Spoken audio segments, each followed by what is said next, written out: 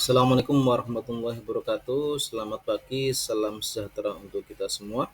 Alhamdulillah wassalatu wassalamu ala Rasulillah wa ala alihi wa man tabauda amma ba'du.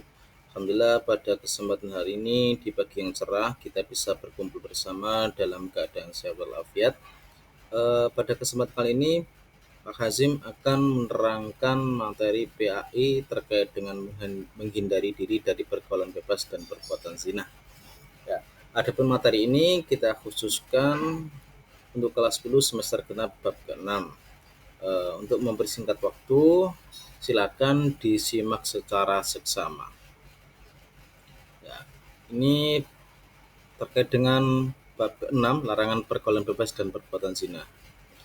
Adapun tujuan pembelajaran kali ini adalah untuk peserta didik diharapkan dapat membaca Al-Quran dengan tartil dan hadis dengan larangannya, pergaulan bebas dan perbuatan zina, ya, dan lain sebagainya. Itu bisa dilihat terkait dengan tujuan pembelajarannya.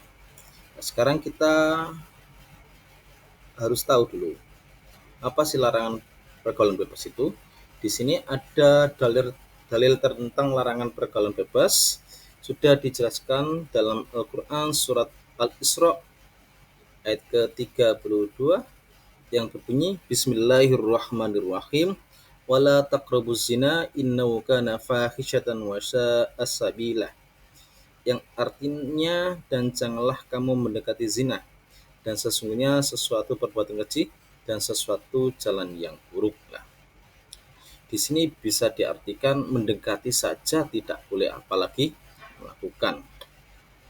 Ada hadis lain yang juga an Ibni Abbas radhiyallahu anhuma qala Rasulullah sallallahu alaihi wasallam la yazni abdu wa khina yazni wa huwa mu'min wa la yashriku khina yashriku ilal akhir, yang artinya dari Ibnu Abbas radhiyallahu an mengatakan Rasulullah sallallahu alaihi wasallam bersabda, tidaklah berzina seorang hamba yang berzina ketika ia berzina dalam keadaan beriman, dan tidaklah mencuri ketika mencuri dalam keadaan beriman, dan tidaklah ia meminum khamar ketika minumannya dan ia dalam keadaan beriman, dan tidaklah dia membunuh sedangkan dia dalam keadaan beriman. Isi kandungan ayat tersebut adalah, yang pertama adalah Allah melarang kita mendekati zina. Ya, Allah melarang kita untuk mendekati zina. Mendekati saja tidak boleh, apalagi melakukannya. Yang kedua adalah larangan mendekati zina merupakan tindakan agar tidak terjerumus pada perzinahan. A'udzubillahi min dzalik. Kemudian yang ketiga adalah perbuatan zina adalah perbuatan yang sangat keji dan buruk. Yang keempat adalah perbuatan mendekati zina termasuk kategori pergaulan bebas. Adapun isi kandungan dari ayat dan hadis dari riwayat Bukhari tadi, yang pertama adalah Nabi Muhammad menjelaskan bahwa orang beriman tidak mungkin melakukan perbuatan zina. Ya, harus digarisbawahi di sini adalah orang yang beriman tidak mungkin melakukan perbuatan yang negatif atau perbuatan yang zina tadi.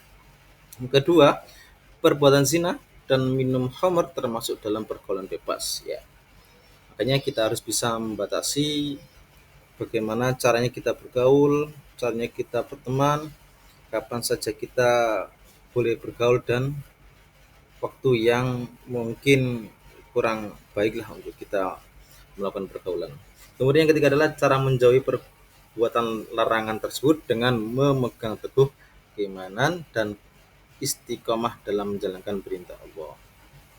Di sini larangan pergaulan bebas kita harus mengerti dulu, dalam bahasa diambil dari kata pergaulan dan bebas. Pergaulan adalah proses interaksi antara satu individu dengan individu lain. Bebas berarti terlepas dari kewajiban ataupun aturan dan norma. Istilah terbentuk perilaku menyimpang yang melewati batas norma dan kewajiban. Jadi kita harus memahami batasan-batasan pergaulan antar teman, antar lawan jenis juga harus kita batasi betul-betul. Adapun ciri-ciri pergaulan bebas yang pertama adalah perbuatan menghambur-hamburkan uang. Ayo, di sini siapa yang suka menghambur-hamburkan uang? Ya, kita harus muhasabah ataupun introspeksi Jadi, yang kedua adalah perbuatan yang dilakukan tanpa memperdulikan benar dan salah menurut agama. Jadi, makanya agama itu sangat penting sebagai pondasi sebuah manusia.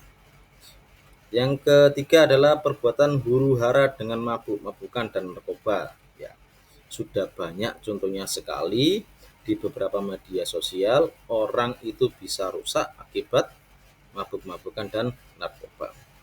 Keempat adalah perbuatan yang memperlihatkan aurat antar lawan jenis. Ini khusus yang perempuan. Di sini Pak Hazim berpesan untuk selalu menjaga dan menutup auratnya. Ya, jangan sampai kalian memperlihatkan lekukan-lekukan tubuh dengan memakai baju-baju yang terlalu ketat. Ya.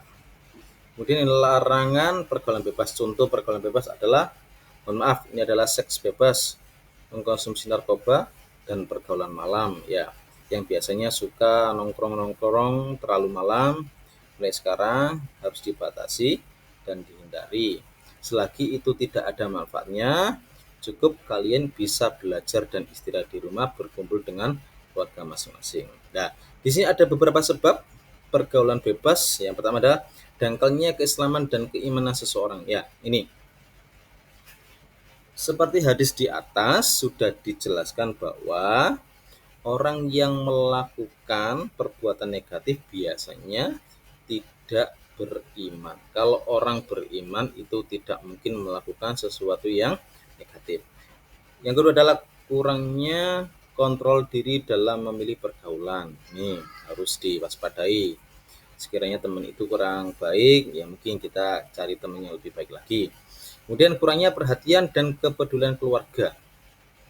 Ya, nih mohon maaf, kebanyakan para korban, saya sebenarnya adalah korban, biasanya kebanyakan dari keluarga yang sudah bercerai orang tuanya, tidak sama-sama lagi. Kalaupun orang tua kalian yang masih ada keduanya, harus bersyukur kalian masih punya orang tua dan diberikan perhatian yang sangat banyak. Keempat, ketidakpedulian lingkungan sekitar atas terjadinya kemaksiatan. Ini ketika kalian melihat sebuah kemudaratan ataupun kemaksiatan, setidaknya kalian bantu untuk mengingatkan. Kelima, tidak memahami akibat dan bahaya pergaulan bebas bagi masa depan ini. Kebanyakan di usia-usia remaja kini, kalian hanya mikirnya hanya pendek, pemikirannya hanya dangkal, mikirnya hanya sebatas apa yang kalian inginkan pada saat itu, tanpa kalian pikirkan bagaimana dampak negatif di masa yang akan datang. Ya. Kemudian akibat pergaulan bebas ini dibagi menjadi 3, bagi diri sendiri, bagi keluarga, dan bagi masyarakat. Tuh, ada berbagai macam dampak negatifnya.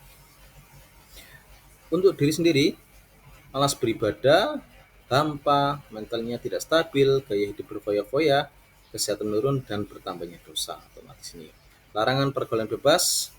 Adapun cara mengatasinya adalah meningkatkan iman, memberikan penyuluhan tentang bahaya pergaulan bebas, memberikan penyuluhan kepada orang tua akan pentingnya kontrol keluarga terhadap pergaulan anak, mengikuti pengajian, berteman dengan orang-orang yang baik, mengisi waktu luang dengan hal yang bermanfaat, dan memberi sanksi kepada para pelaku pergaulan yang bebas. Ini adalah larangan pergaulan bebas juga. Ada hikmahnya adalah dapat memperoleh ridha Allah, memperoleh pahala dari Allah, dicintai Allah dan Rasulullah, dan terhindar dari dampak buruk pergaulan yang melanggar norma agama. Dan otomatis ketika diri kita bersih, diri kita masih terjaga, maka dapat menggapai cita-cita di masa depan. Ya. Kemudian larangan zina. Ini ada surat An-Nur yang berbunyi az-zaniyatu waz-zani fajlidu kulla wahidin minhuma mi'ata jalda. Ya. Zina perempuan dan pezina laki-laki deralah masing-masing dari keduanya 100 kali. Bayangkan begitu sakitnya didera 100 kali ya.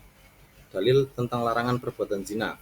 Ada juga yang berbunyi yang artinya Rasulullah SAW bersabda, jika seorang laki-laki berzina maka keimanannya yang ada pada dirinya keluar seperti perginya awan. Jika telah selesai, maka keimanan tersebut kembali kepadanya. Jadi adapun kandungannya juga ada banyak kandungannya juga. Adapun perbuatan zina dapat menghilangkan keimanan dari diri seorang yang beriman. Hal ini karena zina termasuk perbuatan yang dosa sangat besar. Nah, ini di sini ciri-ciri zina. Zina itu dibagi menjadi dua, ya, adalah zina muhson dan zina ghairu muhson. Yang pertama, zina muhson adalah zina yang dilakukan oleh orang yang laki-laki dan perempuan yang sudah menikah. Ini namanya zina muhson. Hukumannya apa, Pak? Dirajam dengan mengubur pezina setengah badan dan dilempari dengan batu hingga meninggal. Naudzubillahi min dzalik. Yang kedua adalah zina ghairu muhson, zina yang dilakukan oleh laki-laki atau perempuan yang belum menikah. Ya, ini yang belum menikah, masih berjaga dan gadis, hukumnya dicambuk 100 kali kemudian diasingkan selama 1 tahun. Nah, kalau sekarang diasingkan itu diibaratkan di penjara. Ya, adapun larangan perbuatan zina, adapun salah satunya adalah menghancurkan masa depan anak, mendorong perbuatan dosa yang lainnya, menimbulkan berbagai penyakit kelamin, terjerat hukuman rajam hingga mati ataupun dicambuk, menanggung hukuman sosial di masyarakat. Otomatis nih, kalaupun kita melakukan perbuatan dosa, zina, maka yang terdampak bukan hanya kita, tapi keluarga dan lingkungan sekitar kita. Larangan zina sudah jelas, kalaupun sudah cukup usianya, sudah cukup materi, bisa segera menikah jika mampu.